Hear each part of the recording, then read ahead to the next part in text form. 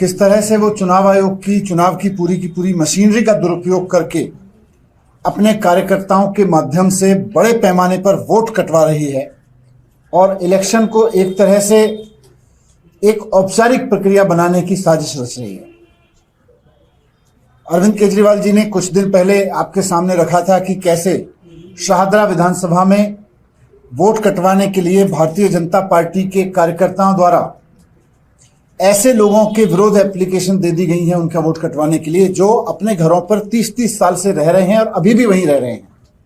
उन्होंने बाकायदा लोगों को आपके सामने प्रेजेंट किया था, उन्होंने बाकायदा वोटिंग कार्ड दिखाए थे। उसके बाद मीडिया ने भी बहुत सारे लोगों के घर जा जाके बताया था कि देखिए ये लोग यहीं पे रह रहे हैं, लेकिन भारतीय जनता पार्टी के कार्यकर्ता चुनाव आयोग के साथ मिलकर उनके वोट कटवाने में लगे हुए हैं।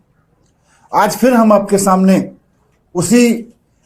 उन्हीं तथ्यों को और सबूतों के साथ लेकर आए हैं कि किस तरह से बीजेपी इस तरह की हरकत में लगी हुई है कि दिल्ली में आम आदमी पार्टी को हराना जब उसके लिए नामुमकिन हो गया है, अरविंद केजरीवाल जी को रोकना जब नामुमकिन हो गया है, तो गली गली मोहल्ले मोहल्ले में किस तरह से वोट कटवा के आम आदमी पार्टी को हराने की साजिश की जाए, ये आज हम पर्दाफाश आपके सामने रख रहे हैं। हमने एक विधानसभा का जिक्र आपसे किया था पिछले प्रेस कॉन्फ्रेंस में। आज हम 7 विधानसभाओं का डेटा और लेकर आए हैं, 7 विधानसभाओं के तथ्य और लेकर आए हैं जहां बड़ी संख्या में एप्लीकेशंस फाइल किए गए हैं लोगों के वोट काटने के लिए, ऐसे लोगों के वोट काटने के लिए जो वर्षों से उसी पते पर रह रहे हैं, जिनके वोट उस पते पर बने हुए हैं और उन्हीं पर रहते हुए जहां वो रह रहे हैं वहां उनके वोट भारतीय जनता पार्टी कटवा रही है।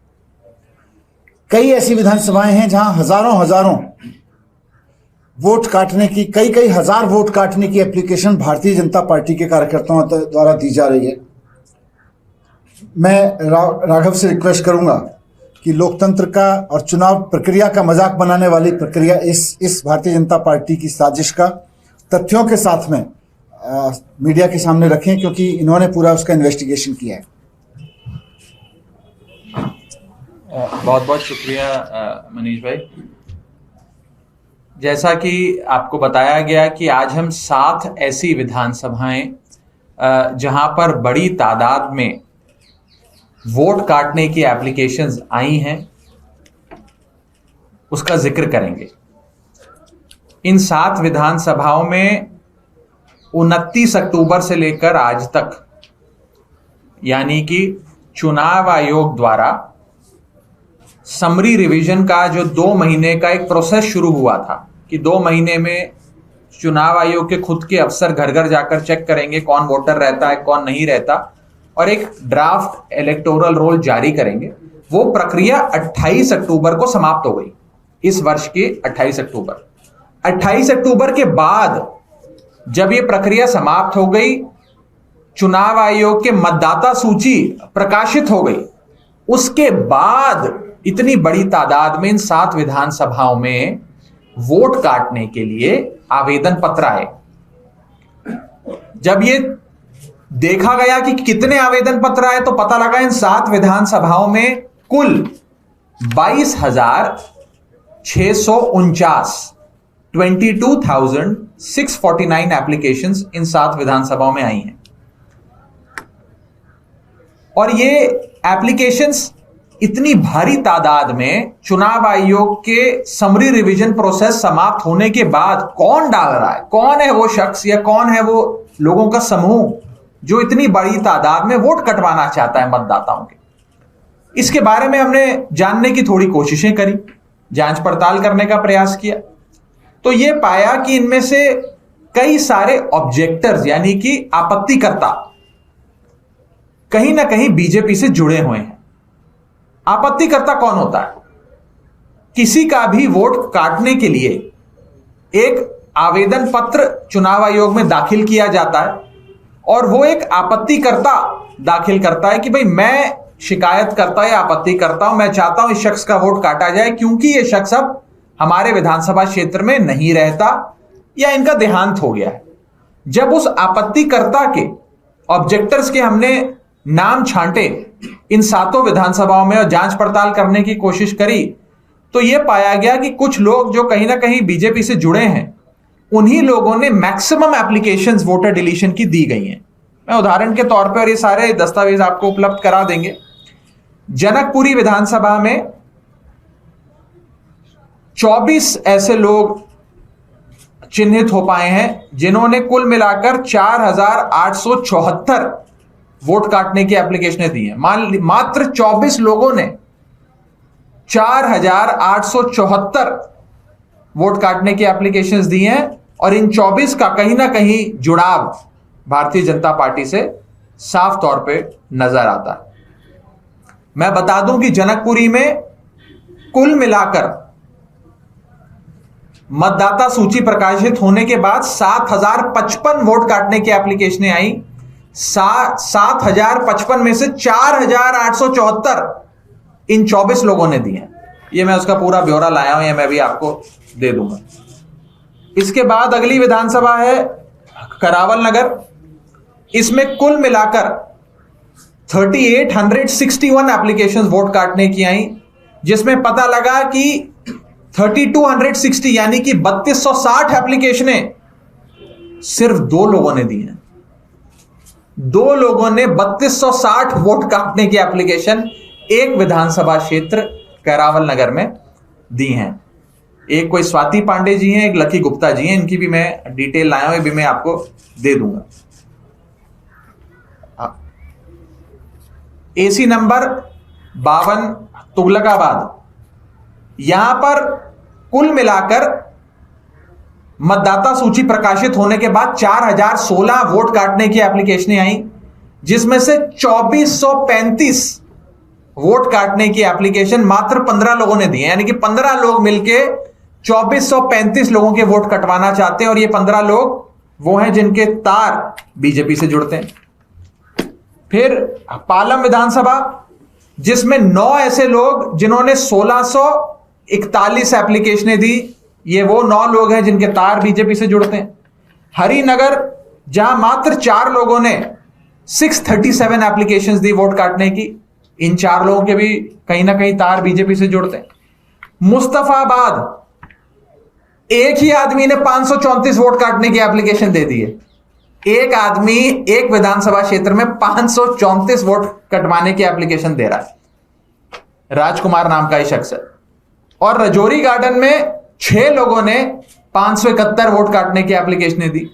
कुल मिलाकर रजौरी गार्डन में 1,297 एप्लीकेशंस आई, जिसमें से 571 एप्लीकेशंस इन 6 लोगों ने दी, जिनके नाम आज अभी हम सार्वजनिक करेंगे। इनके भी तार बीजेपी से जुड़ते हैं। हमने थोड़ी जांच पड़ताल करने की कोशिश करी कि ये लोग कौन हैं और जिनके बारे में हम कह रहे हैं जिनकी तार बीजेपी से जुड़ते हैं। तो एक, जैसे कि उदाहरण के तौर पे जनकपुरी में 194 वोट काटने की एप्लीकेशन एक ये महेंद्र कुमार मलिक जी हैं जिन्होंने दिया है। ये बीजेपी के मेंबर हैं। ऐसे ही एक जनकपुरी में एक और हैं प्रिंस गर्ग जी, इन्होंने 50 एप्लीकेशन दी हैं, ये भी बीजेपी से जुड़े हुए हैं, इनकी मेंबरशिप डिटेल्स हैं। ऐसे ही जनकपुरी में एक और हरी शर्मा जी हैं, उनका भी ऐसा ही है। मुस्तफाबाद में मैंने जिन राजकुमार जी का जिक्र करा वो ये रहे बीजेपी के नेताओं के साथ। तो कहीं ना कहीं या तो वो बीजेपी से प्रत्यक्ष रूप से अप्रत्यक्ष रूप से जुड़े हुए हैं, उनके साथ काम कर रहे हैं, या तो उनके दफ्तर में पगार लेकर काम कर रहे हैं, या उनके समर्थक हैं, या उनके कार्यकर्ता हैं, उनके वर्कर हैं, या उनके ऑफिस बियरर हैं। ऐसे सारे लोगों का ब्यौरा सामने आया। समझ ये नहीं आता कि चुनाव 2 महीने बाद है, अब तो 2 महीने से भी कम रह गया। इतने चुनाव के पास आकर इतने बड़े स्तर पर वोट काटने की क्या जरूरत आन पड़ी? और ये जरूरत अभी जब इलेक्शन कमीशन ने खुद जोड़ने काटने का पूरा जो एक समरी रिवीजन का प्रोसेस था उसे हाल ही में जब समाप्त किया है, तो इतनी बड़ी तादाद में वोट काटने की क्या जरूरत आन पड़ी? जैसा कि मैंने बताया, इन 7 विधानसभाओं में 22,000 से ज्यादा मतदाताओं के वोट काटने के रिक्वेस्ट आ गई हैं, एप्लीकेशंस आ गई हैं। दूसरा, ये कौन लोग हैं जो इतनी बड़ी तादाद में वोट कटवाना चाहते हैं? मान लीजिए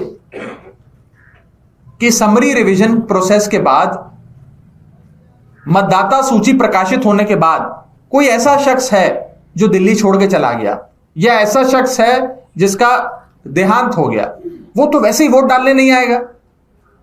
तो ऐसा तो है नहीं कि वोट बढ़ेगा या घटेगा कि किसी एक राजनीतिक दल का।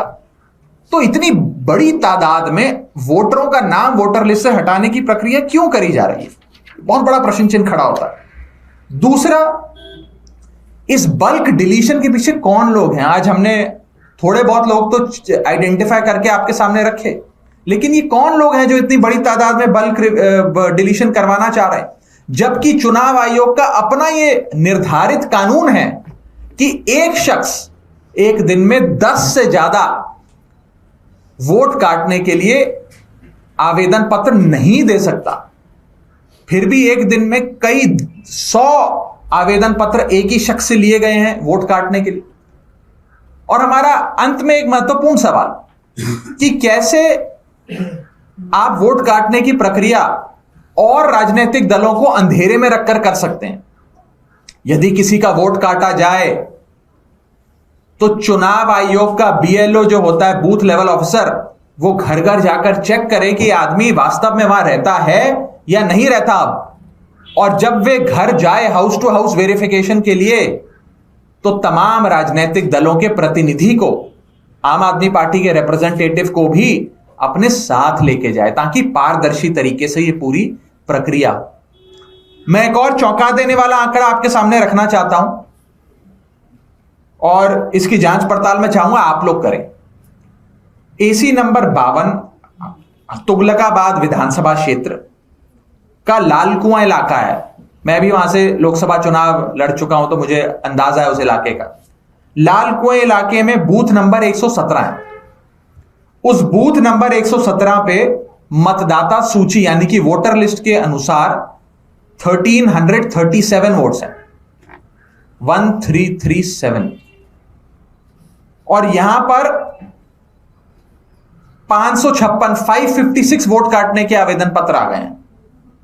यानी कि एक बूथ पर 1337 वोट्स हैं, जिसमें से 556 वोट काटने के आवेदन पत्र आ गए हैं। यानी कि लगभग आधे वोट काट दिए जाए।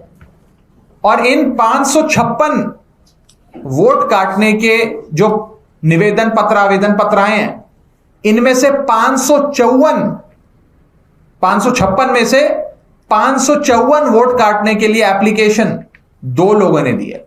एक अंजलि कुमारी जी हैं और एक अभिषेक पाठक जी हैं। ये अंजलि कुमारी और अभिषेक पाठक कौन है? किस राजनीतिक दल से इनका रिश्ता है, जो एक पोलिंग बूथ पे 1337 वोटों में से 554 वोट कटवाना चाहते हैं? क्यों कटवाना चाहते हैं? वो लोग वहां रहते हैं, वो लोग जिंदा हैं, वो लोग अपना संवैधानिक अधिकार, फंडामेंटल राइट टू वोट का इस्तेमाल करना चाहते हैं चुनावों में। आप उनका वोट काटने के काम कर रहे हैं। अगर इस प्रकार से एक राजनीतिक दल वोट कटवाएगा तो क्या चुनाव फ्री एंड फेयर हो सकता है? क्या दिल्ली में निष्पक्ष और बिल्कुल स्वतंत्र चुनाव हो पाएगा? ये एक बड़ा सवाल खड़ा होता है। मैं आगे की बात के लिए मनीष जी से अनुरोध करूं। बहुत ही चौंकाने वाला और चिंता वाला विषय है जो फैक्चुअली राघव जी ने आपके सामने रखा, कि कैसे 7 विधानसभाओं में 22,000 वोट ऐसे लोगों के काटने की तैयारी की जा रही है जो वहीं रहते हैं, लेकिन शायद भारतीय जनता पार्टी की नज़र में वो भारतीय जनता पार्टी के वोटर्स नहीं होंगे, इसलिए उनके वोट काटने की साजिश रची जा रही है। भारतीय जनता पार्टी के कार्यकर्ताओं द्वारा तमाम कानूनों का, नियमों का उल्लंघन करके एप्लीकेशंस फाइल की जा रही हैं आर्बिट्रेरी तरीके से, और फिर चुनाव आयोग उनको संज्ञान में ले रहा है, चुनाव आयोग उन पर कार्रवाई कर रहा है। ये सबसे खतरनाक है। इन्होंने बताया कि किस तरह से एक विधानसभा में केवल एक बूथ पर 1300 में से लगभग आधे वोट, 550-600 वोट्स काटने की तैयारी की जा रही है। क्यों? क्योंकि शायद बीजेपी को लग गया होगा कि इस बूथ पर वो जीतते नहीं हैं या इस बूथ पर उनके समर्थक नहीं हैं। मैं भारतीय जनता पार्टी से पूछना चाहता हूं और साथ साथ चुनाव आयोग से भी पूछना चाहता हूं कि बाबा साहब अंबेडकर ने संविधान बनाते वक्त देश के आम आदमी को जो सबसे बड़ा अधिकार दिलवाया वो था वोट डालने का अधिकार। अंग्रेजी राज में हमारी सबसे बड़ी पीड़ा थी कि हमें वोट डालने का अधिकार नहीं था, सरकार हम नहीं चुनते थे। आज आजादी का सबसे बड़ा मतलब यह है कि भारत के लोग अपनी सरकार चुनेंगे और अपनी चुनी हुई सरकार बनाएंगे, उनको वोट डालने का अधिकार होगा। लेकिन जब भारतीय जनता पार्टी चुनाव नहीं जीत पा रही और संविधान में बाबा साहब ने वोट डालने का अधिकार दिया हुआ है तो उसको तो छेड़ नहीं सकती है, तो उसका दूसरा तरीका निकाल दिया कि लोगों के वोट ही कटवा दो। तो एक तरह से लोगों को, जो जिंदा लोग हैं, जो अपने अपने घरों पे रह रहे हैं, उन्हीं पतों पर रह रहे हैं जहां पर वो वोट डालते आए हैं, उनका वोट डालने का अधिकार छीनना संविधान की आत्मा को मारने के बराबर है। ये सिर्फ कुछ लोगों के वोट डालने के अधिकार का हनन नहीं है, ये बाबा साहब की पूरी जिंदगी जो उन्होंने भारत के लिए लगाई, लोगों को वोट दिलाने के अधिकार के लिए लगाई, उसका अपमान करने का है। बाबा साहब के भारत के पूरे विजन का अपमान है कि भारत के लोगों का वोट डालने का अधिकार छीन लिया जाए। मैं चुनाव आयोग से रिक्वेस्ट करूंगा कि वो इस पूरे कुकृत्य का भारतीय जनता पार्टी का साथ ना दें। चुनाव आयोग के अधिकारियों से भी, जो नीचे BLO से लेकर AERO, RO जैसे अधिकारी हैं, उनसे भी मैं रिक्वेस्ट करूंगा कि संविधान में आपकी जिम्मेदारी लोकतंत्र की रक्षा की है, लोगों के वोट डालने के अधिकार की रक्षा की है। भारतीय जनता पार्टी के इस कुकृत्य का कोई किसी तरह से साथ ना दे, वरना देश और इतिहास आपको माफ नहीं करेगा और कानूनन तो इसके खिलाफ जो कार्रवाई होगी वो आपको भुगतनी पड़ेगी। सर, ये बताइए कि जो आपत्ति करता है, इस तरह के एप्लीकेशन देते हैं, क्या उनके एप्लीकेशन देने मात्र से किसी का वोट कट जाएगा क्या? चुनाव आयोग इसमें कुछ नहीं करता, जो आप लोग सीधा सीधा ये कह रहे हैं कि वोट काटे जा रहे हैं। नहीं, देखिए, चुनाव आयोग एक प्रक्रिया की बात तो करता है, लेकिन उस प्रक्रिया का उल्लंघन इस प्रोसेस में देखा जा रहा है। पहला स्टेप होता है कि एक शख्स 10 से ज्यादा वोट काटने का पत्र यानी कि एप्लीकेशन दे ही नहीं सकता। यहां तो मैं आपको दिखा रहा हूं, एक शख्स ने 600 700 आवेदन पत्र दिए हैं वोट काटने के, तो यही वायलेशन हो गया। दूसरा, ये जो पूरा प्रोसेस है ये अंधेरे में और तमाम राजनीतिक दलों को अंधेरे में रखकर किया जा रहा है। हमें तो कभी भी BLOs नहीं बुलाते कि आप हमारे साथ हाउस टू हाउस वेरिफिकेशन पे चलिए। हमें तो किसी हेयरिंग में नहीं बुलाया जा रहा कि इनके नाम काटेंगे, आप आइए, आप आपत्ति दर्ज कराइए। ये सब चोरी छुपे अंधेरे में हो रहा है, जो कि बहुत चिंताजनक है। आम आदमी पार्टी के द्वारा किसी के भी वोट काटने का कोई एप्लीकेशन नहीं दिया गया कार्यकर्ता में। देखिए, आम आदमी पार्टी का कोई औचित या कोई मैं कहूं बेसिस ही नहीं है ये देने का। वोट काटने की एप्लीकेशन अमूमन वो शख्स देता है जिसने अब उस इलाके में उस घर की रिहाइश छोड़ दी। मान लो मैं दिल्ली से लखनऊ शिफ्ट हो जाता हूं, तो मेरा जो निवास स्थान है वो बदल गया, तो मैं खुद या मेरा पड़ोसी वो आवेदन पत्र चुनाव आयोग में दर्ज करेगा कि इस नाम का शख्स अब दिल्ली नहीं रहता, ये दिल्ली से बाहर शिफ्ट हो गए। या कोई शख्स जिनका देहांत हो गया, उनके घर परिवार वाले ही आवेदन पत्र देते। कोई थर्ड पर्सन 700 800 आवेदन पत्र थोड़ी दे सकता है किसी का वोट काटने के लिए। आप खुद ही सोचिए, आपके मोहल्ले के वोट काटने के लिए कोई एक राजनीतिक दल से जुड़ा आदमी अगर 700 लोगों का वोट काटने का आवेदन पत्र दे दे और इस आधार पे कि वे यहां पे नहीं रहते या उनका देहांत हो गया, तो उसका क्या मतलब है? और मकसद क्या है? एक क्लैरिटी राघव जी, आप कह रहे हैं कि एक शख्स 10 से ज्यादा आवेदन नहीं दे सकता एक दिन में, तो ये आप कह रहे हैं कि 700 वोट कटवा रहे हैं, तो ये 700 आवेदन है या 700 वोटों को कटवाने का एक आवेदन है? ना 700 वोट एक आदमी 10 वोट से ज्यादा कटवाने का आवेदन पत्र नहीं दे सकता। ठीक है, इसमें 700 800 वोटर काटने के आवेदन पत्र। राघव जी, जब आप चुनाव आयोग की भूमिका आपको बहुत सारे सिमटे। राघव जी, आप चुनाव आयोग की भूमिका में संदेह जता रहे हैं, आप मिलने भी जा रहे हैं आज।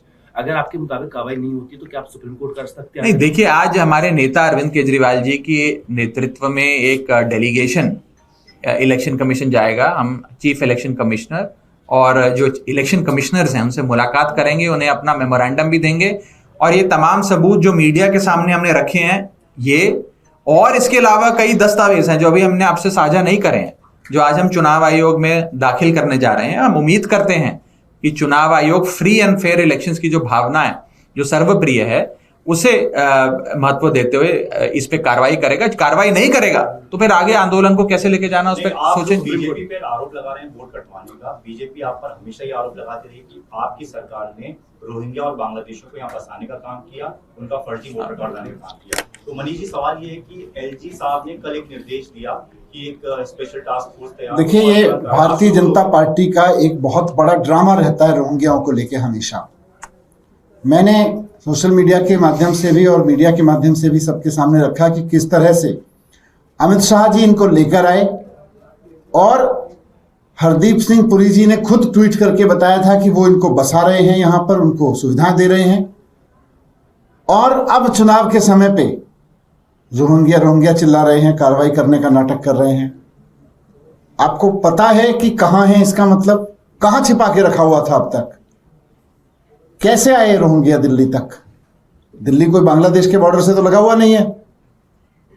दिल्ली में कोई ऐसा तो है नहीं कि सीधे बांग्लादेश से कोई सीधे टनल लगी हुई है। आपकी सारी व्यवस्था को किनारे करते हुए अगर आए तो आप लेकर आए ना उनको। दिल्ली तक लेकर कैसे आए आप? अमित शाह जी लेके आए, देश के होम मिनिस्टर लेके आए। और फिर हरदीप सिंह पुरी जी ने खुद अपने ट्वीट करके बताया उस समय की कई मीडिया रिपोर्ट्स मैंने ट्वीट की हैं कि किस तरह से भारतीय जनता पार्टी और केंद्र सरकार यहां पे पलक पावड़े बिछा के बता रही थी कि हम बसाएंगे उनको, और अब ड्रामा कर रहे हैं। Stay ahead with our cutting edge news app. Instantly access the latest shorts in just 1 minute and breaking news in just 50 words. Download now for a smarter, faster news experience.